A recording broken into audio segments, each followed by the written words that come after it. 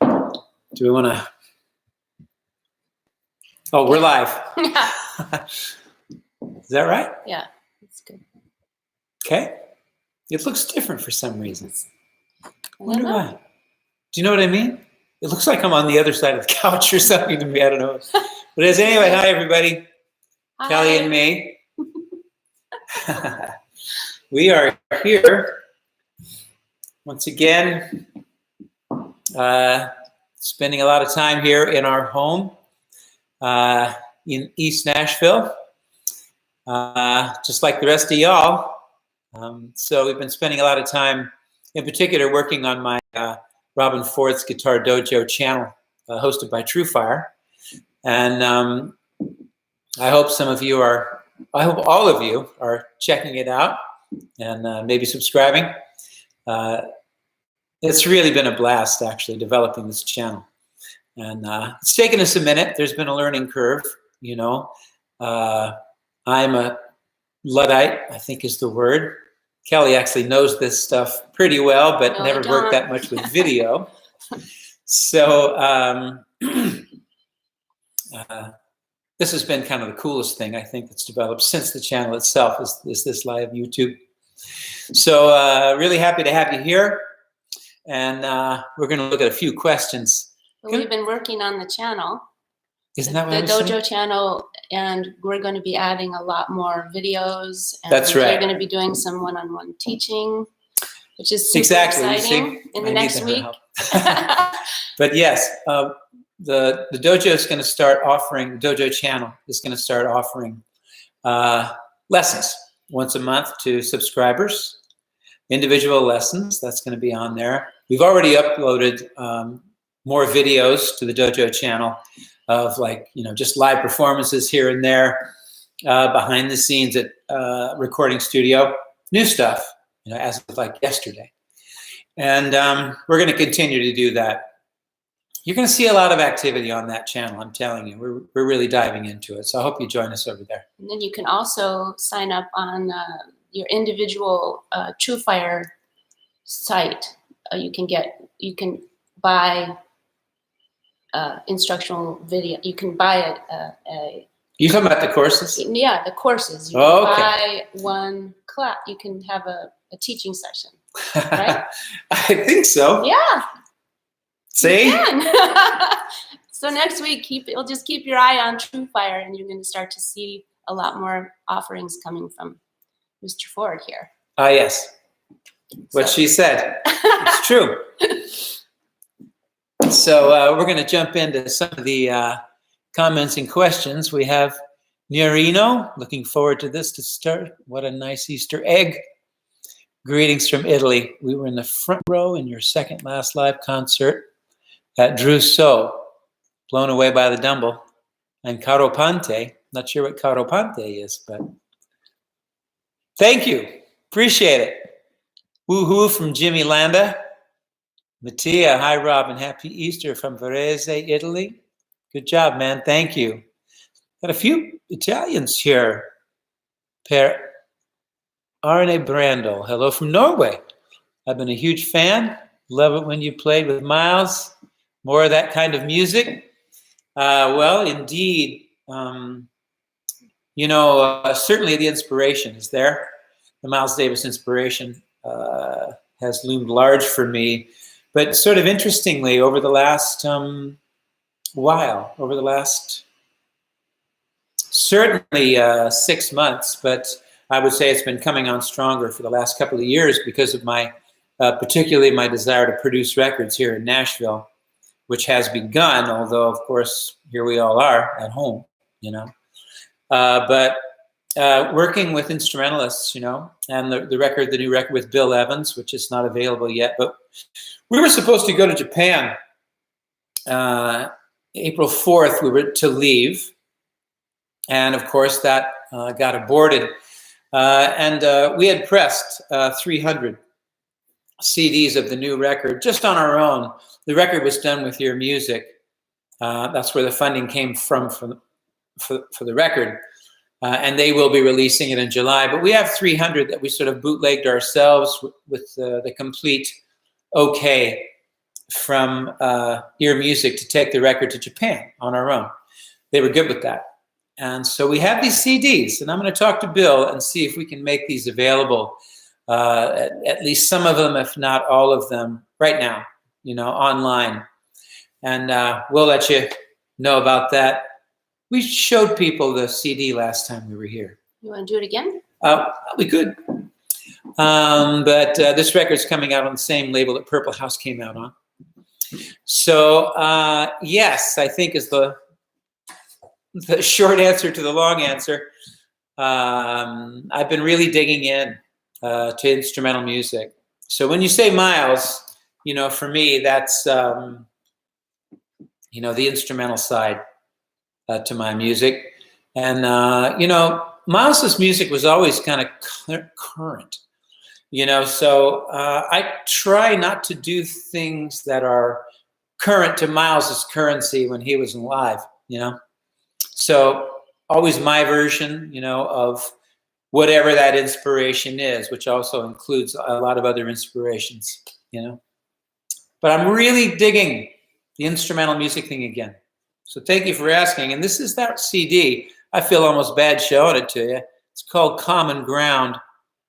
Bill Evans, Robben Ford, Daryl Jones, Keith Carlock. We're going to make this record available to you. I designed it. Oh, I can't even believe I didn't say it. This was designed by Kelly Roberts, my darling sweetie. Makes everything happen around here. No, that's true. You're the one that makes it happen. So what do we got? Okay. Good afternoon, Kelly and Robben. Greetings from Poland. Hello. Mattia, will you come back to Varese and play? We hope so. Long name there from Bellarmino. Good afternoon. Spain. Thank you. Well, thank you. Norway says thanks a lot. You're very welcome. Any questions here, babe? Do you see? Yeah. Oh, can you show us how to mix that into pentatonic scale? Coolest? All right. When slowing down and steadying your playing, I always find your coolest licks to be filled with small hammer-ons or intricate slides. Can you show us how to mix that into the pentatonic scale? Why not? Let's see if we can do something here. Hammer-ons and slides. The slides thing is one thing. Of course, here we go. Yeah, if I do this, you can probably see me pretty well. I can see it pretty well. And of course, I'm an electric player. And so the acoustic guitar I always struggle with a little bit. Strings are a little bigger, like there's a lot more wire there. The wraparound's thicker. Okay, there's a slide, right? That's a pull-off. And another pull-off.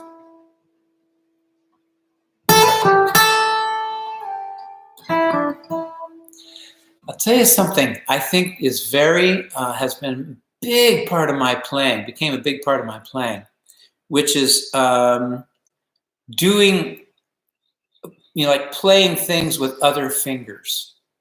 Like I just did that kind of very literally, and it does happen quickly for me because I've accustomed myself to reacting quickly, and I do it just to get something different. You could just hit it harder, or hit it softer, or just now, like, right? That pull off, that was expedient, because that almost like it's not super comfortable on that first finger because I don't do it a lot. Sliding on my little finger, like most people are going to do this, right? But I use my little finger bolstered by my third finger. And then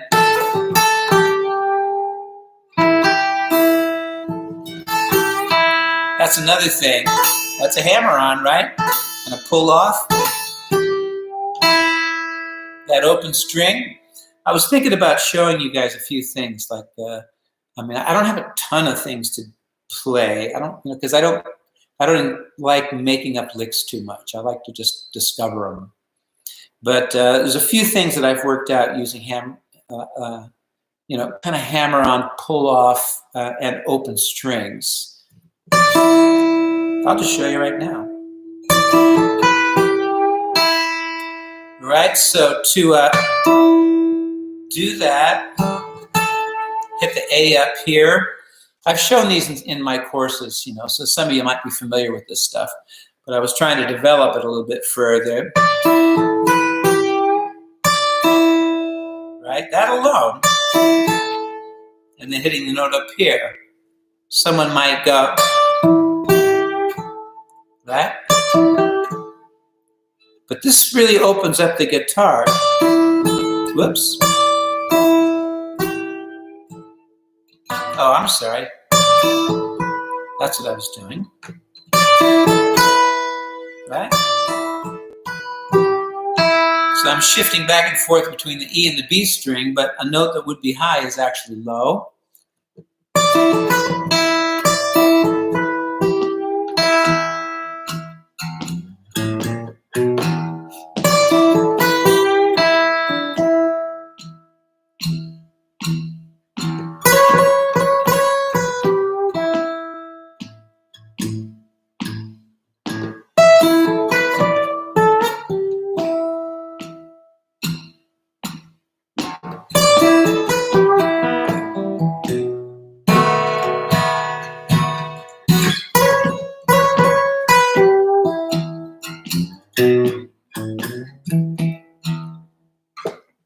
You notice, like, I played that, and then you could also do it this way. Little shift, just one note shifts in this little, that's what you call developing a motif, right? You have a motif, you have a little figure, and then you develop it by just changing one note and going higher. And that's always the thing, like you take something just a little higher, that's always a bump, it's like it's a lift. So little things like that, you really should treat the fretboard of the guitar and the strings like clay. You can literally do a real tactile, you're molding something with your hands, like really get into that physical aspect of it, Get real close to your instrument. Get really involved with your instrument, That was a lot to say. So here's a good one. Oh, we have a good question? Come back a little bit more. There we go. Top one? Yeah. From Luke. Dear Robben, I really like your playing on Jerry Granelli's album, Dance Hall. Thank you. That's a cool record. Could you talk a bit about this collaboration, how it was working with Bill Frisell? You two sounded great together. Yeah, I had the pleasure, thanks to Jerry Granelli, of working with Bill Frisell for the first time on a record with Jerry Granelli. And I'd never met Bill before then, and actually wasn't really familiar with his playing. And I just loved the way he played, And can't remember the name. Oh, I think that record is called A Song I Thought I Heard Buddy Play. And it's referring to a trumpet player who was never recorded named Buddy something. I can't remember his last name. But anyway, Jerry Granelli's record there. And I'm pretty sure that must be with Bill. I get confused because it almost seems like there was another record in there. But anyway, so I got to meet and play with Bill Frisell for the first time then. And, we've run into each other a few times over the years on the road, but never really played together again until this new record with Jerry Granelli. I do highly recommend it, 2 guitars, bass, and drums, my favorite combination of instruments. And we could add a 3rd guitar in there, acoustic, and that would be cool too. So Bill's one of these guys, cracked me up because, I'm just a self-taught, guitar player. I learn my stuff out of books and playing and listening, And we're sitting there, kind of getting hooked up, and Bill's plugged into his amp, and he just, he plays, he just plays a G chord. It might even have been like an open G chord like that or something. And I'm like, I love it. Bill's the only guy I know who he'll start off with a cowboy chord. That's what I call them, cowboy chords. And, rather than, you think of guitarists like, really sophisticated guitarists who are, been to school, studied, had teachers, they'll start with something, so sophisticated, so, evolved, Bill just plays a G chord. That's like me, it's E7, So there's a real kindred thing there, that cross between sophistication and country blues. Not so much B.B. King, you don't hear Bill do that, but you hear more of the country thing, and then his understanding of harmony and his melodic sense. So very similar, actually. Thanks for asking. I appreciate you bringing that up. And you know what? It made me. I was just thinking about this yesterday before, joining you, thinking about what I might talk about. So, we like answering questions too, but I hope you don't mind my just passing along some thoughts, some things that I would like to pass along. And I was thinking about guitar players, who I like, who I really like. And, contemporaries or people that are, living today, because so many of the people that I was inspired by, grew up listening to and loving and emulating, they're gone. Almost everybody, B.B. King, Albert King, Freddie King, Mike Bloomfield, he should still be here with us, but he's gone. Eric Clapton's still here, of course, but I'm thinking more of the black blues artists, and the country blues artists, and even the saxophone players that I've loved and admired, So I'm thinking who is actually my favorite living guitar player today? And I would have to say it's Mike Landau. I say favorite because, what I mean by that, not just that, because I don't listen to guitar players. I actually avoid listening to guitar players, because if you listen to guitar players, you sound like them. And I don't want to do that. I listen to other music for inspiration, because I shouldn't be saying this to you guys. I realize that. But of course, certainly I listened to a lot of guitar players, over the years. But at a certain point, I saw that if I listened to somebody too much, I started playing like them, and so I tried to avoid that. But Mike, I think he's the most integrated guitar player I think I've ever heard. In other words, every influence is in there. And whatever he sets out to do, he does it extremely musically. A lot of soul in his playing. Impeccable. He's an impeccable guitar player, I'm kind of a flawed guitar player. There's a lot of kind of mistakes and stuff. And I've always, integrated that into the whole performance, because I've always felt like, making mistakes in front of people is kind of a part of improvisation, that it's not exactly impeccable, even though I try to be impeccable. Mike is just amazing. He can bend strings and then he can play fast. If I bend a lot of strings, it slows me down a little bit. Again, he's just an amazing guitar player. You really should check him out if you haven't. And I'm very proud of 2 records that we did together, which, again, I'm not sure, a lot of people who are into my music haven't necessarily heard the Renegade Creation records. And I talked about this a little bit last week, and I think maybe somebody brought it up even. But Renegade Creation was one of my favorite things I've ever done. The songwriting there, I'm really proud of. And there's so much guitar on those records, both rhythm and lead playing and acoustic. I don't think Mike played the acoustic. I think I played all the acoustic on that record. But I really recommend it. So anyway, I just thought I would share that with you. They could download them and pay for them. Oh, they can download them instead of stream them on Spotify. Right. That's nice, Kelly. Thank you. Yeah. I will tell you all right now, I don't stream anything and never will.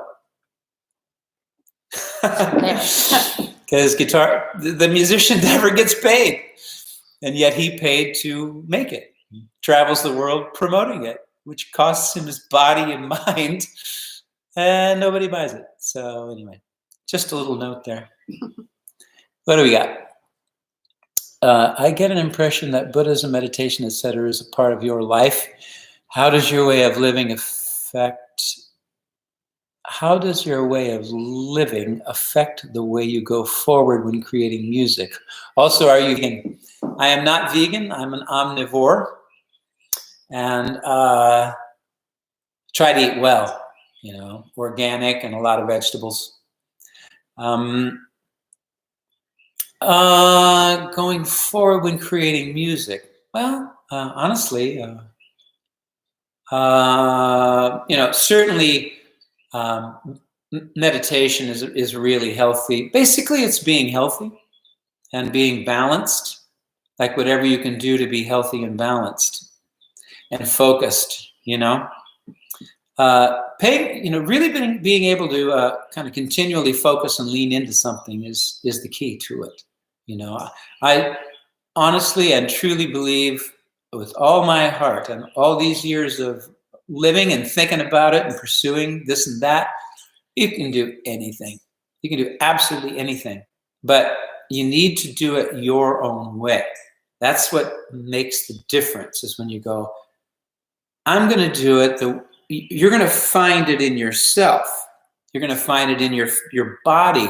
Your body is different from somebody else's body, Your mind is different. Your experiences are different. So you allow, I'm just going to be myself with this, So I think meditation helps with that. And Qigong.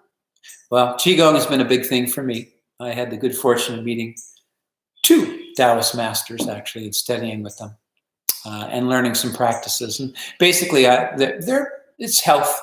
Qigong is for health. I'm not deep enough into it for it to be a spiritual path.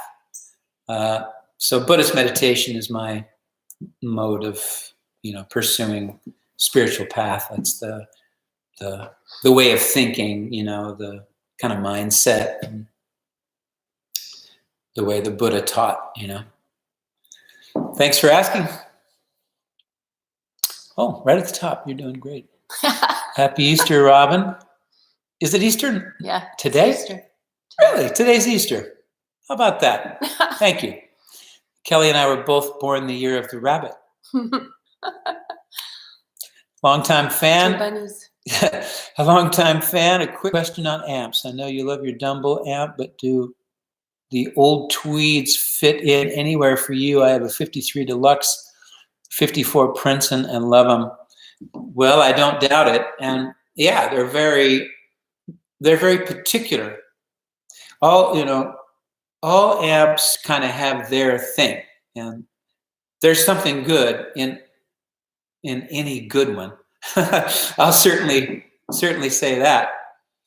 The thing about the Dumble for me is that it gives me big, clean, powerful, broad, sound spectrum. And from there, you can affect it, right? So for me, having that big, broad, clean, ground, then you can affect it. And pedals very slowly, I've been starting to use and bring into my sound. And I intend to do more. But also, I am moving. I'm trying to get to smaller amplifiers. I'm trying to find a way to have one amp, that actually can give me those things that the small amplifiers have. That the Dumble does not. The Dumble is not a tweed amp, man. I know you know that, but I mean, it's not gonna compress that way and break up that way and give you those beautiful harmonics that you get out of the small amplifiers because you're pushing them, right? And they heat up. So I'm very interested in pursuing that. And right now I'm working with Phil Bradbury at Little Walter Amplifiers, and I have a 50-watt head that he built for me. And he also built for me this 15-watt that we had hoped would have been here today. And so I'll have it next week. It's arriving on Monday. And it's a 15-watt amplifier with a 12-inch speaker. And it is just this great sound like old tweed pushing it, I always think of it as sort of that British blues guitar player sound, Loud, but, it's small amplifiers, but really coming at you, So I'm looking forward to that. And let's, maybe look at that a little bit further next week. Top or down? Sure. All right.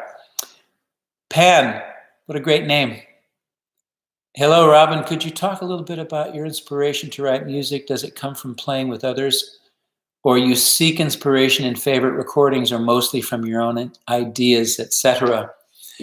Yeah, I spent a lot of time working on songwriting, and I've mentioned before, there was a book called Outliers, and in that book, basically the concept that's presented is it takes 10,000 hours to learn how to do anything really well. And I put in the 10,000 hours, of writing bad songs, or not so bad songs, some terrible things. I hope I never recorded them, because most of the things that I've recorded, I think were decent, and then eventually I think became good. So that was spent, experimenting, giving myself an assignment. You give yourself an assignment. I still do this today, actually. I give myself an assignment, I write songs because I have a need to write songs. And thankfully, there's a need to write songs, because I doubt that I would write them if there wasn't a need for me to write them. Lyrics, it's hard, some people are just naturally better at it. I'm a player, so I had to really work at the lyric thing. And kind of lost my train of thought there. But putting in the time and going ahead and writing, terrible things and then throw them away. Terrible things, throw it away. Oh, this is pretty good, And again, I started giving myself assignments, so I'm going to write about this thing, or I'm going to write a song that is about the color blue, or,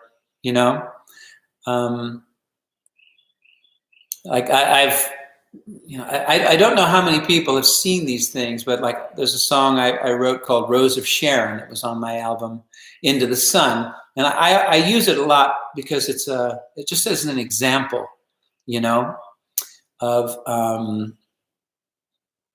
a song that comes together by pieces, So it's not like you have to have a big idea or some cathartic experience to write a song, You just write a song. We talked about this a little bit last week, I think, or perhaps the week before, but you get ideas, You can just have an idea. As I say, I like to call it an assignment, I give myself an assignment. So Rose of Sharon was an assignment to write a song that used a rose as the theme. And that was like, I did that because it's the worst thing ever. I mean, how many songs and poems have been, written about a rose, and you don't want to hear it again.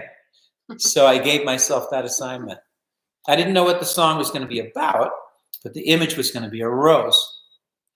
So what I finally and thankfully thought of was the name of the character in the song.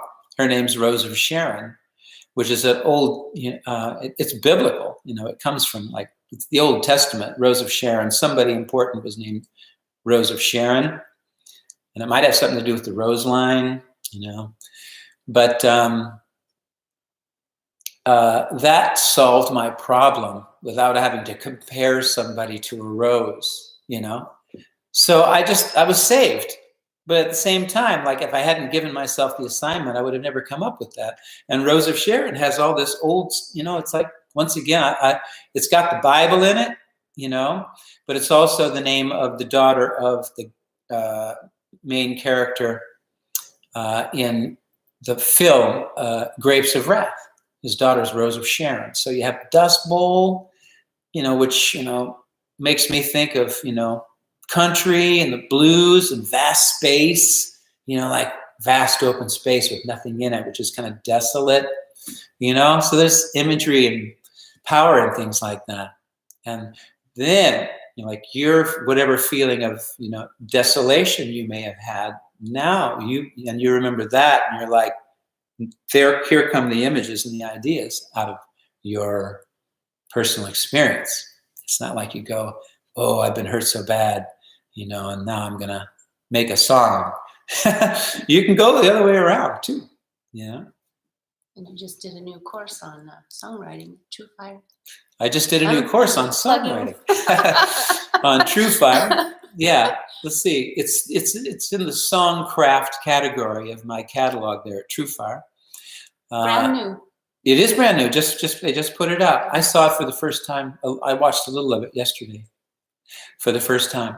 And it's basically, I break down everything from 6 songs from the album Purple House, my last recording, which I actually played a couple of things from Purple House last week. Again,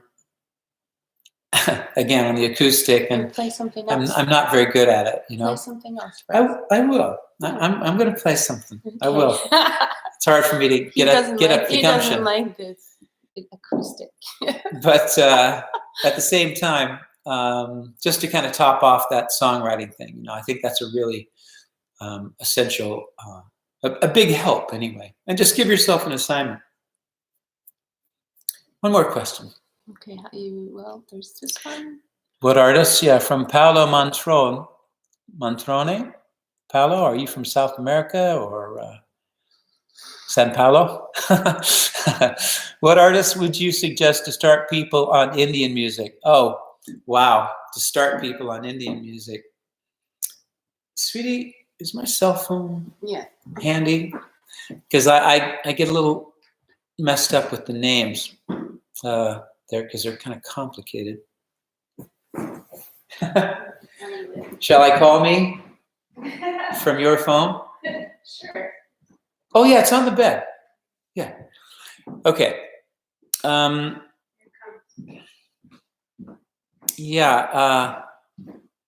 start someone on Indian music, I don't think there's any starting someone on Indian music. You jump right into the deep end. You know what I'm saying?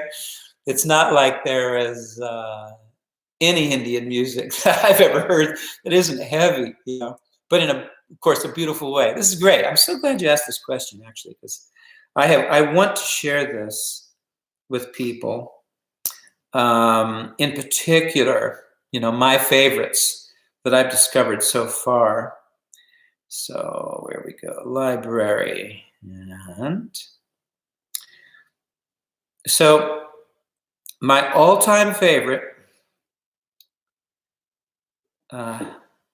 here we go. His name is Ram Narayan. Yeah, Ram Narayan. And Play a little bit, yeah. oh, well, I could Can you? let it roll while I'm. This record here, I'm going to show you the cover. Yeah.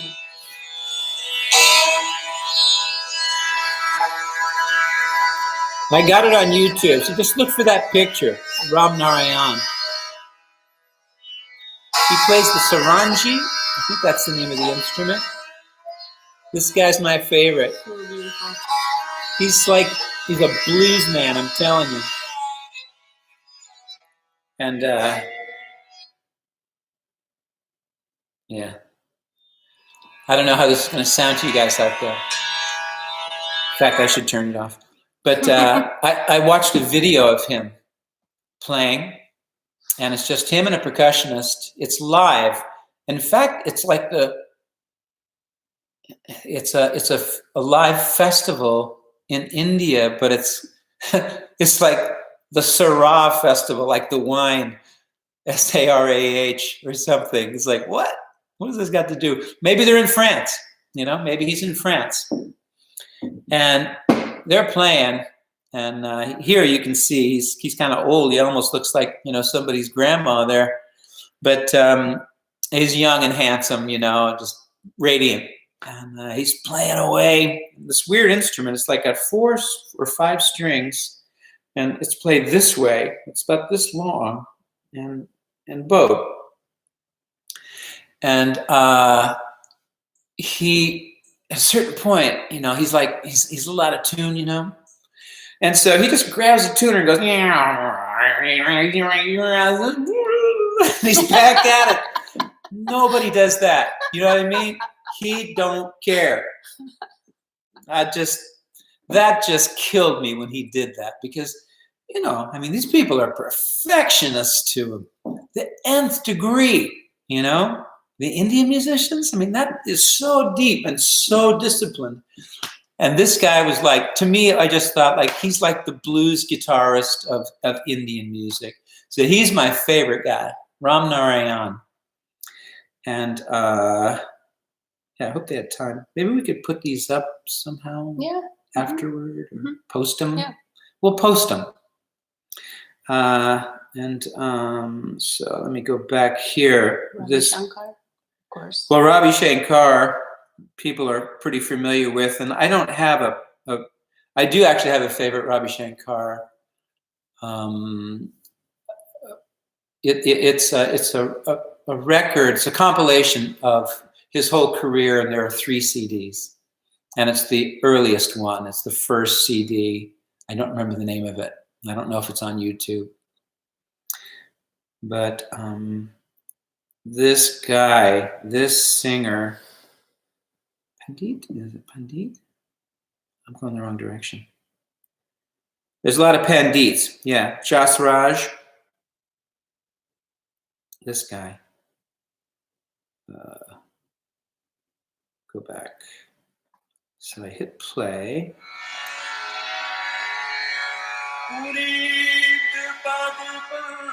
So beautiful. Yeah, love this.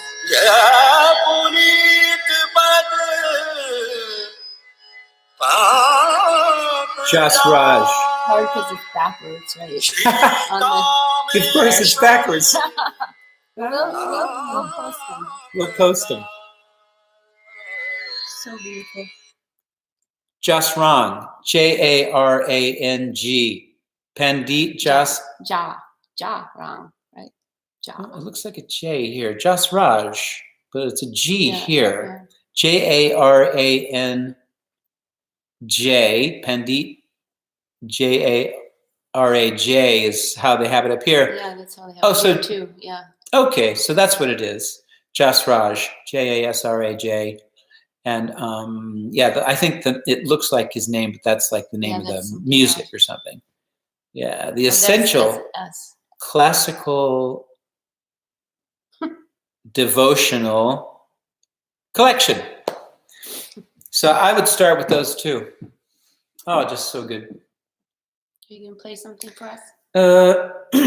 Yes.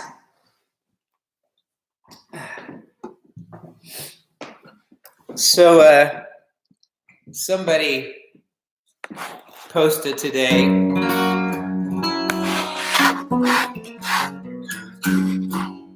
better off for what I haven't done. Yeah. Perfect song for the times. This is from Purple House.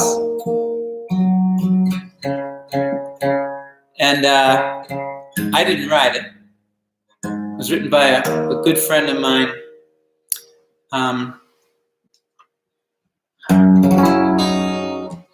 Kyle Swan is his name. Kyle lives in Ohio, which is where I lived for a little over 20 years before moving here.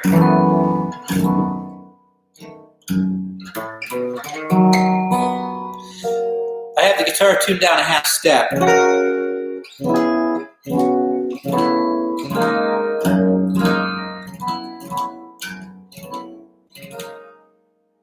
Anybody ever do that? This is my favorite chord. So it's like G, open D, B flat, C here, and F. So I use my little finger on the B flat, open D. These are old strings.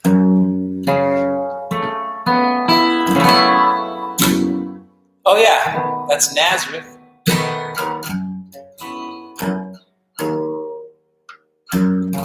Which we won't go into, but then just drop those notes down a half step.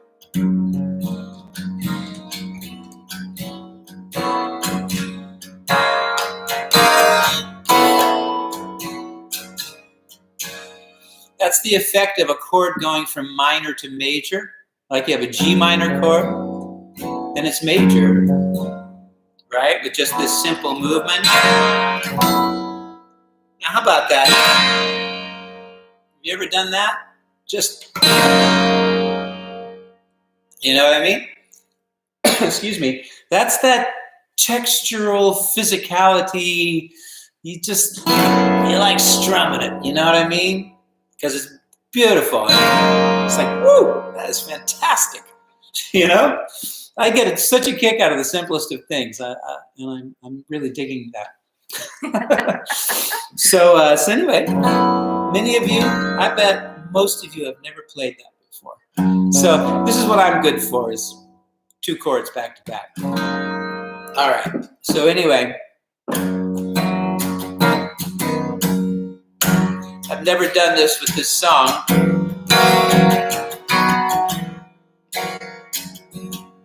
Oh, it's in 7, by the way. 1, 2, 3, 4, 5, 6, 7.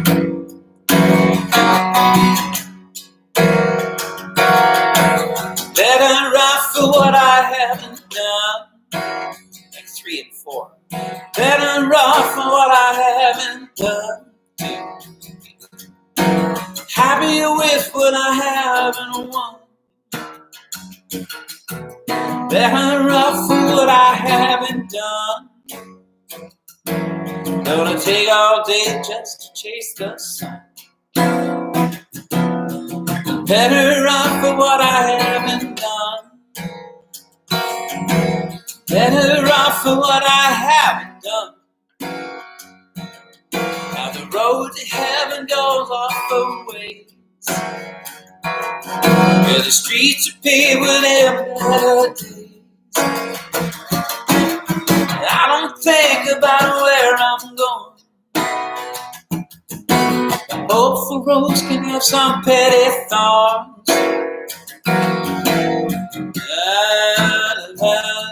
Said the lonely boulder to the smoking gun. I'm better off for what I haven't done. Better off for what I haven't done. Better off for what I haven't got.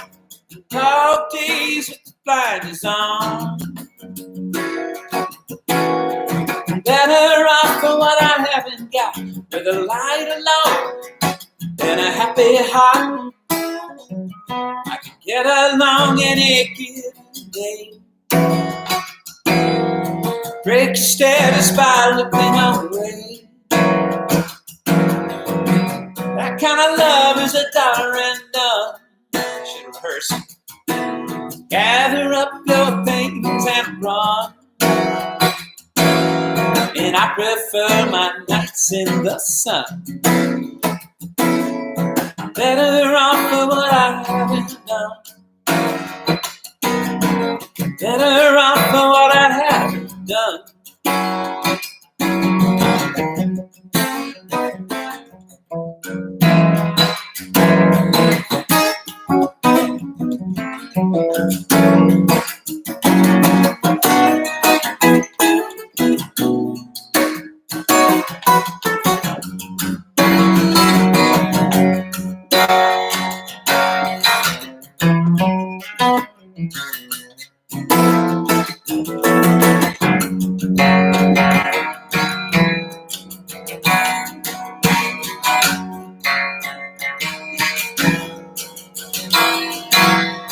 Better off for what I haven't done. Living dog days with the blinders on.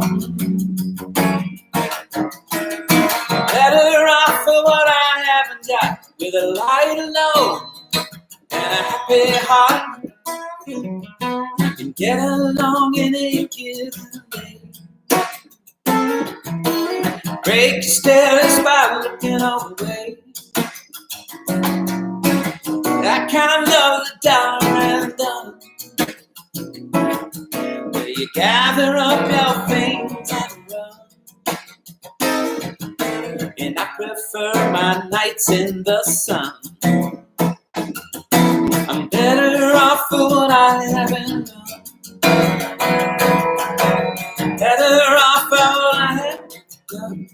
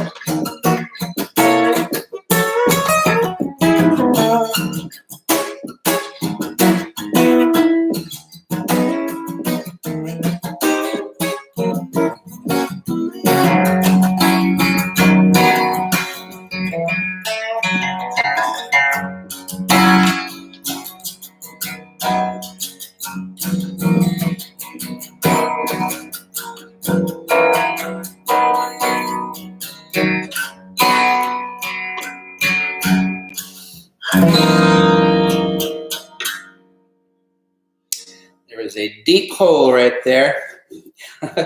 And I didn't put it there, but I've helped it along. I thought I wanted to show you guys something which may, you've maybe seen in a thing or two that I've done, but I started playing on that jam on the end, which went into 4/4. This chord. My other favorite voicing right there. So it's a G7, right? I'm tuned down a half step, so it sounds like an F sharp. Just so you know. So I'm playing it here. So this is F, A,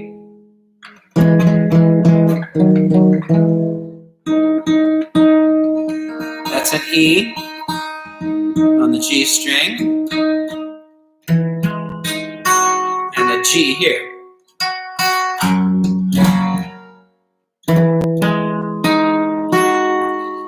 So there's no third, but it sounds bright, and kind of pretty. It's a 9 chord. No, it's the 13th. There's the 13th. Yep, there's the 9th. 7th, 9th, 13th. Root on top. Root on A. Right? It's a great 7th chord voicing, but it's pretty, right? And a cool thing that happens is if you just flip these 2 fingers, you get a straight up G7. That's the G triad right there. and the F is still in the seventh, is still in the root, right? So you have, I started playing this thing.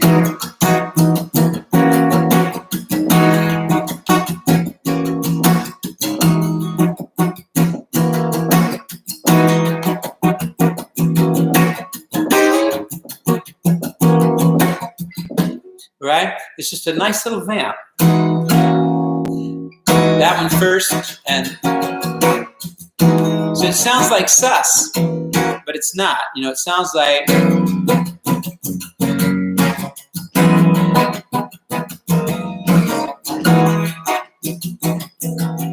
even though it doesn't have a C in it. It's just the nature of the sound. It gives you that kind of suspended sound, you know, and then closed, right? To G7. I'll show you something else. I'm sorry. I'll tell you what. I'm going to move over to the other guitar. For those of you who have tuned down, I'm sorry. I think this is probably the better idea. And I didn't even check the tuning. So I don't know how close I am to actual spot on A440. So yeah, I was playing this.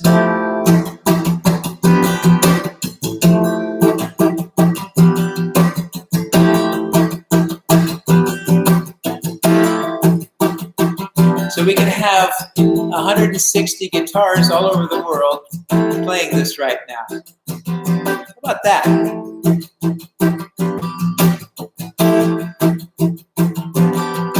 Feels pretty good. So I want to show you this one now. Take it up to E. Take it up to a G here, and then play this, which is like, say, this would be an E minor 9 at 11. Oh, it seems so somber now, but it doesn't have to be.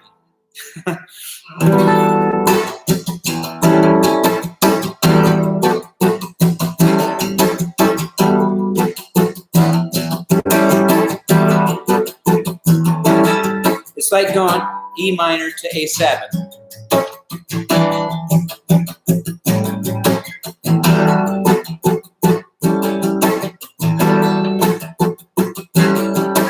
Right?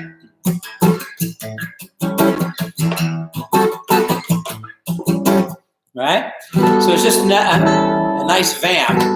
I wouldn't, that doesn't sound good to me right there, but ideally there would be a band.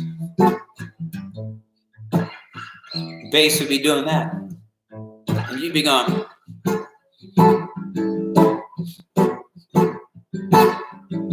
Like that, right?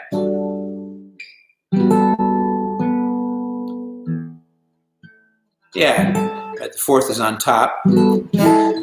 So another thing with this chord voicing, this is basically, excuse me, the opening to John Coltrane's original recording of My Favorite Things. You know, it begins with the piano playing those two chords.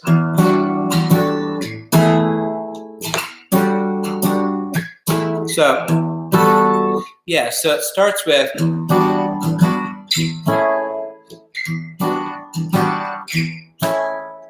right, and then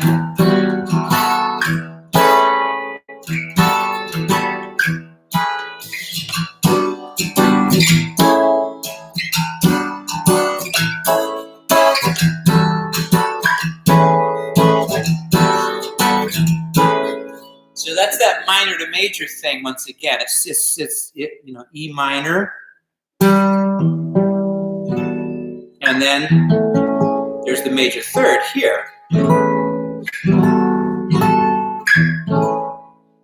Right? So this one chord voicing, it has all this potential. Here's where we were if we did the first thing that I played in G.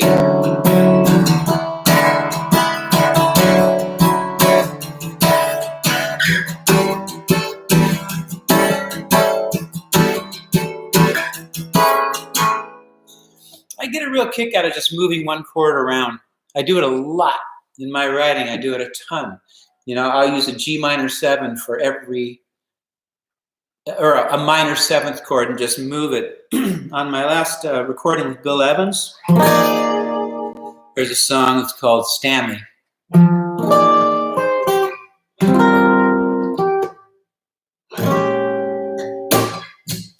That's the opening.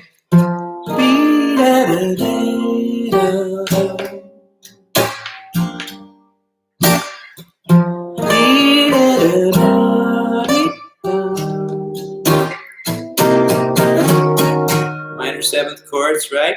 Back to the F.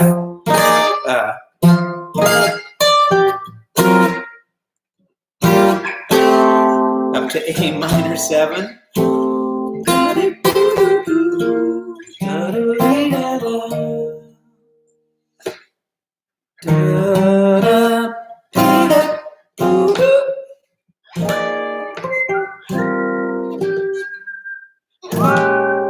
All minor chords, right? F minor, G minor, B flat minor, G minor, F minor, G minor. That's the E flat 9, and then C minor, E flat minor, back to the F. And then a raised 9 chord to G minor, and then up to A minor, which hadn't appeared yet. There's something about that quality of just moving a minor chord or any single chord, just moving it around, because the way the chord is built already has an inherent structure to it, right? So there's already logic built. No matter what you do with that chord, the logic's already been established. In the mere voicing of the chord, there's that's, I don't know if you know what I mean when I say the logic of the chord. You can move it anywhere. Just like a vase on a table. And it's still a vase. It's just in a different position. It has a different effect on you because, now all the space is over there, but here's the vase. I'm telling you, this is how I think. So, which brings me to another subject that occurred to me this morning. You may have heard talk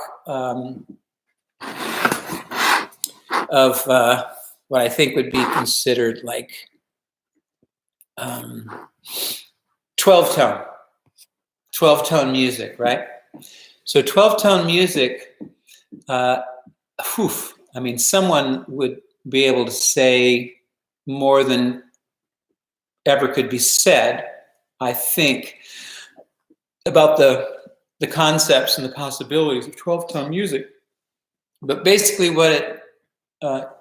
let's say what it means to me, or how I use the concept of 12-tone music, is that any note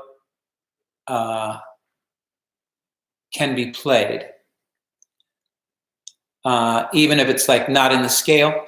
Let's say, and put it simply, like you're playing a certain chord, then you play the scale that runs through the chord. That's the law. That is the law. Someone else could say that's the suggestion.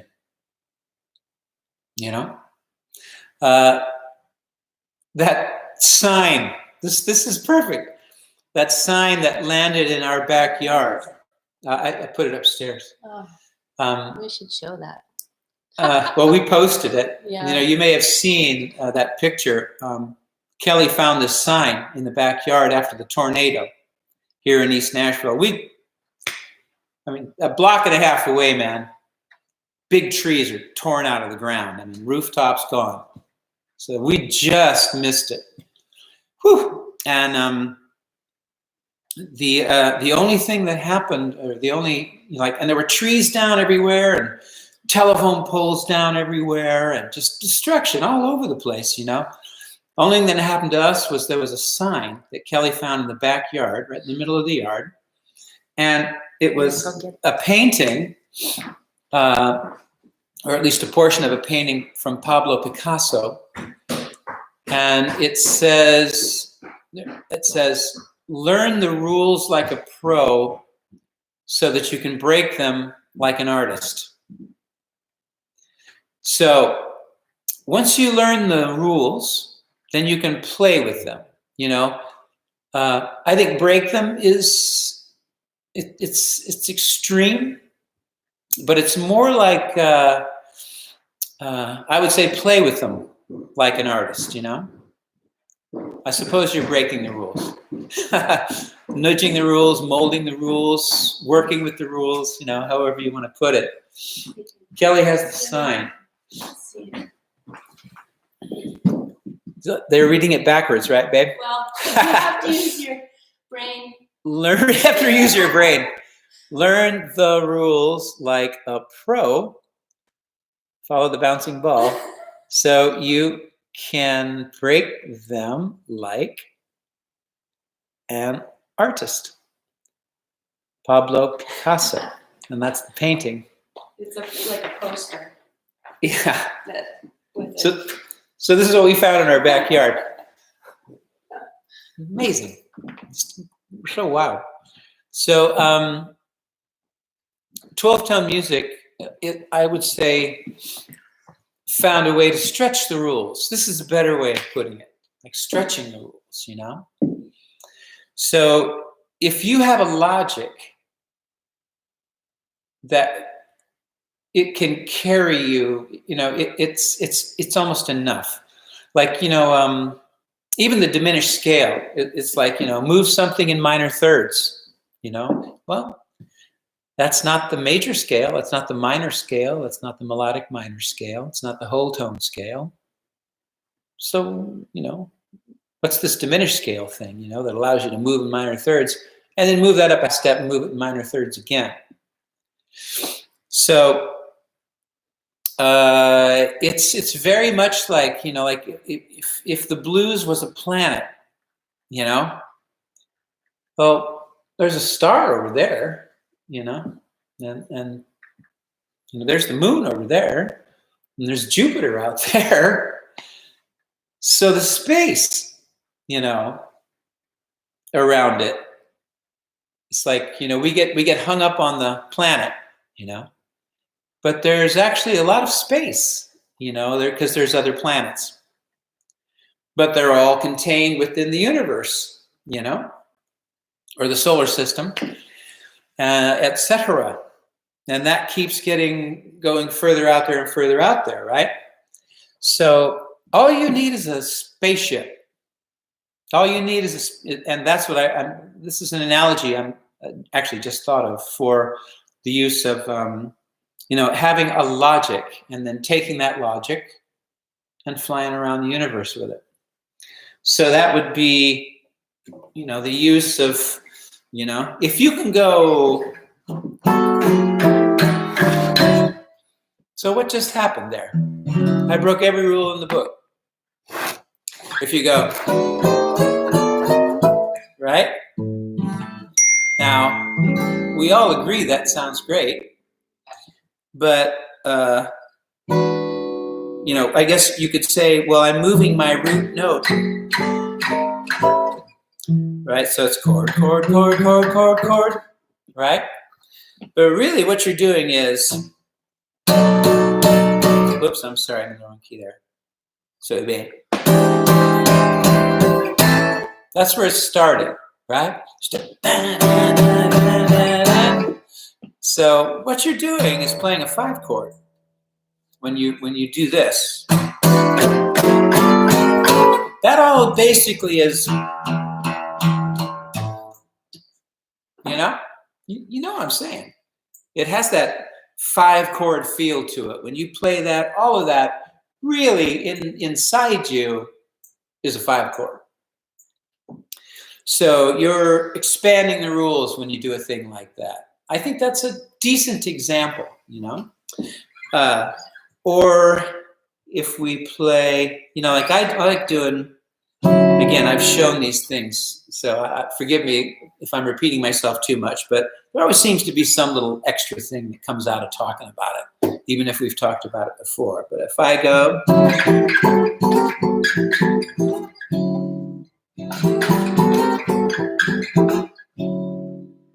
Again, just broke every rule in the book.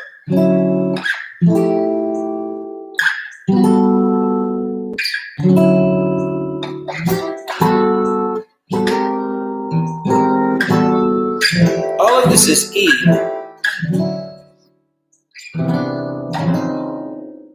I'm breaking the rules there, aren't I? Right? What's that chord?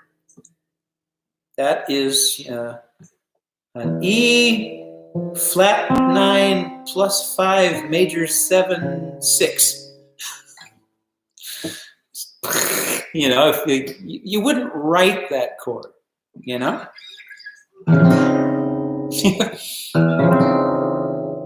You might. Why? How come you can do that, you know? It's because, okay, all 12 tones are my playing field. I can play anything I want, absolutely anything I want. Why not? In fact, it's already been a huge tradition, you know, at least a century old now, you know, has been built on that concept. Just because. You know, like, I'm going to play 12-tone music, so that means I can play every single tone. And so there's E flat, there's D,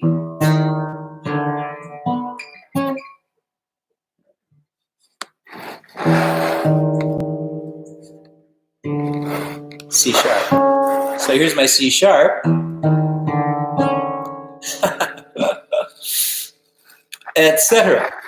You know, because you're not establishing a major scale or a minor scale.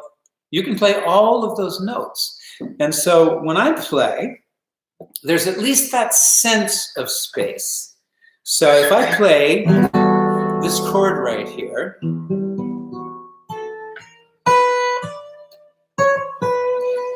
you know, half steps are forgiven all the time, right? Half steps are forgiven all the time. Because that note is not in the scale. But I can play it if I move quickly. So clearly it's okay. It works, you know? This is the concept. I won't go on about it any longer, but you know, just the notion of the kind of freedom. You need to find freedom. There are traditions that start at the end, and that's my tradition. I start at the end. I start at the fruition lineage, as it's known in not what I'm talking about. I'm just this little guy. But still, I've realized over time that I start from the end. I start from the end instead of the beginning. But the beginning is included in the end, you know? Shall we do another question? Sure, there's this one. Robben, took me a month to get chord mileage vamp jams True Fire to 90%. Is it that difficult or am I that bad? I wish I knew exactly what you were talking about. Chord mileage vamp jams True Fire to 90%. I wish I knew exactly what you were talking about, but 90% sounds pretty good. I think that's about where I am, maybe 85. Thank you. One thing I wanted to say is that we just discovered yesterday that on his True Fire channel, where there are lessons, you can actually go into that lesson and upload a video of yourself trying to do it with a question you might have for Robben, and then he can answer it. So that, for those who are on the channel, super helpful. I think, you know, and then he can see what you're doing and help you, which I think is pretty cool. We just figured this out yesterday. So. Yeah, slow going over here. She's busy and I'm getting there. Not so clever. Yeah, that's great. Actually, yeah. Once again, the Robben Ford's Guitar Dojo channel. There's a lot on there, and there's going to be more. A lot more. What else we got? I saw something in New York City there somewhere. Did I? I thought I just caught. Is there something about New York City? There's been so much. There. Oh, I saw it's North Carolina. Yeah, Earl Farrier. talking about this. Thank you for being so straight up with your thoughts and insights. So much sweetness. I'm curious why you don't play strats. Please explain us why. Okay. You know, it's all I can say is that it's uncomfortable for me. For whatever the reasons, I could never really find comfort in a strat, and yet I was able to work the Telly. So I've never quite understood that either. For one thing, my knuckles run into the controls. Those three controls, like if the first one was gone, the one closest to you was gone, that's more comfortable. And I've actually had a strat made for me, a body with that. I fooled with that for a while. The fact that it has that, kind of shape to allow for your arm here, actually, the guitar just seems so flat against my body. It just feels like this. It's so flat. And, somehow the uncomfortableness of the Telecaster works a little better for me. And somehow I'm able to dig into it a little bit more. The Telecaster's got serious problems, But I don't know. The Strat, I tried it. Trust me, I really did, And I played it with Miles Davis. I don't know if you've seen, there's that. I'm very proud of the Montreux Jazz Festival that I did with Miles Davis back in '86. And I'm playing, I had a 57 Strat tobacco burst, and I had put some hot rails in it. I went back to the original pickups at a certain point. But you see two hot rails in there.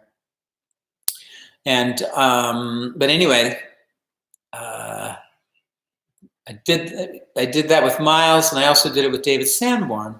I think there's some footage out there with Sanborn, with David. And it was because I felt I was primarily a rhythm guitarist, and the Strat for me was working. And I hadn't gotten the Telly yet. It was 5 years before I got a Telecaster, or more. So anyway, I think that's all I can say. Thank you for asking. A few people have been asking about John Scofield. Have you ever thought of collaborating with either John Scofield or Matt Scofield? I'm sure it would sound like fire. Well, in fact, I did collaborate with John Scofield. We never recorded, but John and I, with drummer Tas Panos and bass player Andy Hess, who lives in Brooklyn, the four of us, John actually came out to LA. I was living in Ojai, and Andy came out from Brooklyn, and Tas lives in Los Angeles, and I live near. And we rehearsed, I think only one day. We just got together and rehearsed for one day. And then we went to New York and played the Blue Note in New York for 4 nights. And it was just a blast. There's a little bit of footage of that on YouTube. And some months later, we did the Playboy Jazz Festival with that same group, which was also a blast. And I loved playing with John. We had a great time together. We focused on blues-oriented music, and that was very intentional. We wanted it that way, both of us. And interesting about John, for me, John and I are born the same month, same year. He was born in December 1951, as was I, if you can believe that. His first guitar hero was Mike Bloomfield, and as was mine. And I started wanting to go the jazz way. He too started wanting to go the jazz way, around the same age. And then, he decided to go all in with the jazz thing, and he went to Berkeley. And I just went all in with the blues thing. Trying to play jazz, I was very much trying to play jazz. And I'll tell you what, the things that I was listening to and emulating in particular at that time were Wayne Shorter's records of the 60s. Wayne Shorter's records on Blue Note. He did a series of them. Juju, Adam's Apple, Speak No Evil. Can't remember any other ones right now. But those records I listened to. Schizophrenia. I think he had a record called Schizophrenia. And there was just something about that, his road, like he was very influenced by John Coltrane. And so he was a very melodic player. And his songs were simple yet interesting, you know? And that's how I try to work. Like the way I was showing you that one thing, it's just minor 7 chords moving all around with this blues pentatonic melody. Dee da da da da da, dee da da da dee da, dee da da da dee da. Right? It's just, and minor 7th chords moving around under those notes. So I'm not trying to do as I tried to do at one time. Oh, this voicing for minor 7 flat 5 and that 13 flat 9 chord voicing, and you know, I tried, you know, working that way, but it just wasn't in me. You know, because I like melodies, I like simplicity. So I found a way to make my music interesting by using simple methods. So anyway, back to John Scofield. We had a blast together. You know, we never did record together. I love him, and it would be a ball. You might find that a little bit of YouTube out there. What else?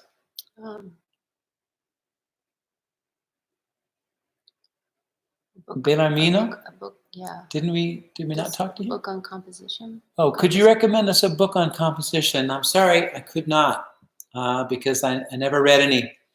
I was given one by my guru, my musical guru, Roger Kellaway, on composition.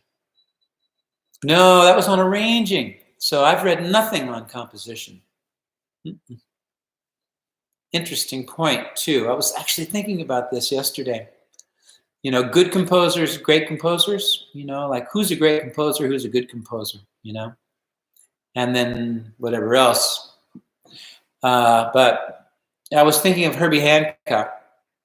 Herbie has written some wonderful pieces of music, you know, and it's like, you know, who am I? But if I think great composer, you know, I think of Ravel. You know, I think of Stravinsky, I think of Debussy, I think of Eric Satie, you know, Rimsky-Korsakov, you know, Prokofiev, you know, Sibelius. You know, they're all going to be classical composers. And I was thinking Herbie Hancock is a really good composer, but he's a player, and that's what's going on in the world of jazz. Good composers, you know. John Coltrane was a good composer, very good composer, one might say, you know. Wayne Shorter, great composer. He's the one guy, because he studied composition.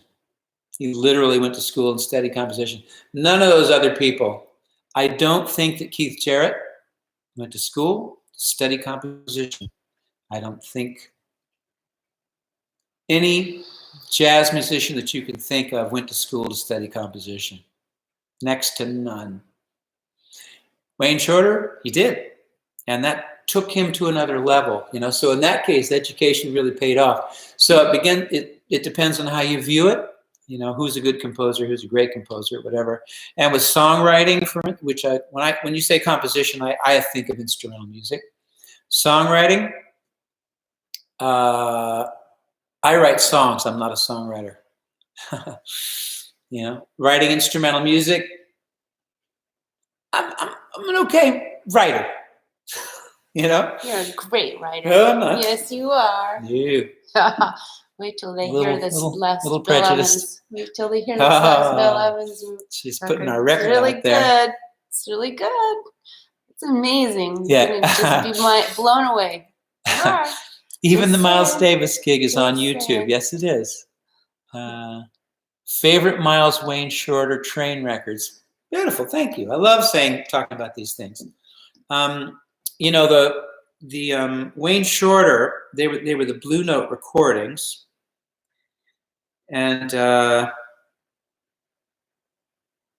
was a series, and so the Wayne Shorter records that I mean, there are so many good ones, but not all the songs necessarily I love on each of these records. So there's a record called Adam's Apple. Now on Adam's Apple, you have the original recording of Footprints, which was later recorded by Miles Davis, but became absolute, ubiquitous jazz standard. Footprints is on that record. The one I have here, which I don't think originally did, but it begins with 502 Blues, Drinking and Driving. That's beautiful. El Gaucho follows that. That's beautiful. It's interesting. Yeah, song 1 isn't even on here. What? Yeah, I'm missing a song. But anyway, it's Adam's Apple. The record looks like that. What? Yeah. It's all backwards. Yeah, but you get the picture. You know, you see the picture and you might recognize it. So then there's a record called Juju. Let me see the dates on this. Oh, okay. Oh my God. Juju has the greatest Elvin Jones you'll ever hear. So, Udge Udge by Wayne Shorter. That record has just, you know, again, 1 or 2 songs I don't like so much. Juju, just fantastic. And, oh yeah, Speak No Evil. That's just pretty much great from beginning to end. And that's with Freddie Hubbard on trumpet. Speak No Evil. That's Wayne and his wife there. I think he started doing that because Miles Davis always had his wife on his record covers. So yeah, Speak No Evil, Juju, and Adam's Apple. With Coltrane, I generally boil that down. And it has Chasing the Train on it, which was half the album, the original. It was one whole side of the record. The first side of the record, Spiritual and Softly as in a Morning Sunrise. And those are just 2 of my all-time favorite recordings of John Coltrane. I also love, of course, A Love Supreme, Meditations, which followed A Love Supreme, which I always thought of as being an extension of A Love Supreme. And I later read in an interview, he said that it was the next record. And so those 3. And then there's another record, which is very hard for some, I think, to listen to. And I can't listen to it straight through by any means, but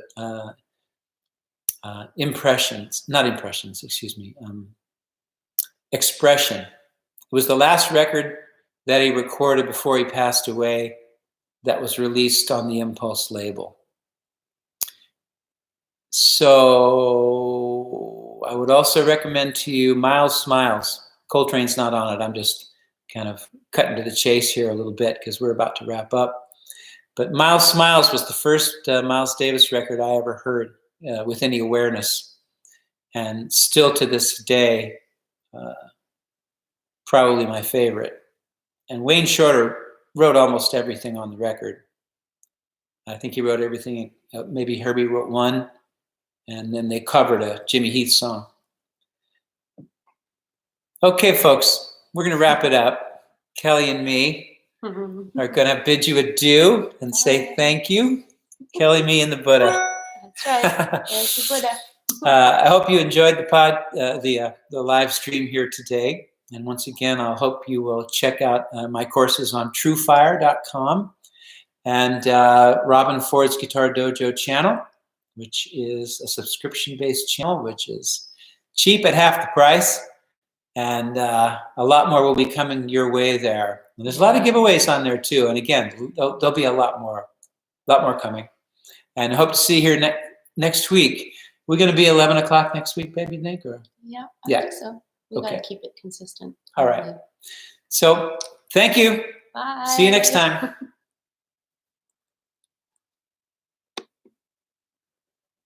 All right.